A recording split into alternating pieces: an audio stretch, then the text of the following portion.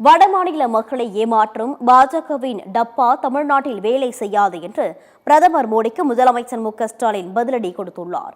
காஞ்சிபுரத்தில் நடைபெற்ற மொழிப்போர் தியாகிகள் வீர வணக்க நாள் பொதுக்கூட்டத்தில் பேசிய அவர், மொழிப்போர் தியாகிகளின் மூச்சு காற்றுதான் எங்களை இயக்கிக் கொண்டிருக்கிறது என்று தெரிவித்தார். தேசிய கல்விக் கொள்கையை கொண்டு வந்தது இந்தியை திணிக்கத்தான் என்று கூறிய முதலமைச்சர் மு.க.ஸ்டாலின், நாட்டில் இந்தி திணிப்பால் பல மொழிகள் அழிந்துள்ளன என்றும், எத்தனை கோடிகள் கொடுத்தாலும் மும்மொழி கொள்கையை ஏற்க மாட்டோம் எனவும் தெரிவித்தார். நீங்க எத்தனை முறை வந்தாலும், எத்தனை துரோகிகள், அடிமைகள், அரசிகள், கோமாளிகள், கொலைகள் துணைக்கு அழைச்சுக்கிட்டு வந்தாலும் உங்களால தமிழ்நாட்டை வீழ்த்த முடியாது. உறுதியோடு சொல்றேன். டபுள் என்ஜின் சொல்லி வடமாநில மக்களை ஏமாற்றி அவங்க வாழ்வாதாரத்தை அழிக்கிற உங்க டப்பா இன்ஜின் தமிழ்நாட்டில் ஓடவே ஓடாது.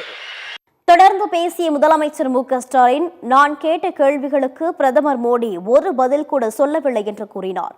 கொள்கையால் இணைந்துள்ள திமுக கூட்டணியை ஃபெயிலியர் கும்பல் வீழ்த்த போகிறதாம் என்று கிண்டலாக பேசிய முதலமைச்சர் மு.க.ஸ்டாலின், தமிழ்நாட்டில் என்டிஏ ஆட்சி அமையும் என்று பிரதமர் மோடியால் எப்படி சிரிக்காமல் சொல்ல முடிகிறது என்று விமர்சித்தார். தமிழ்நாட்டுக்கு நீங்க எத்தனை முறை வந்து பிரச்சாரம் பண்ணீங்க? அதுக்கு பரிசா முழுமையான தோல்வியை தமிழ்நாட்டு மக்கள் உங்களுக்கு பரிசா கொடுத்தது மறந்து போச்சா? உங்க பக்கத்துல ஒருத்தர் உட்கார்ந்து இருந்தாரு, அவர் என்ன வெறும் பழனிசாமின்னு நினைச்சிட்டீங்களா?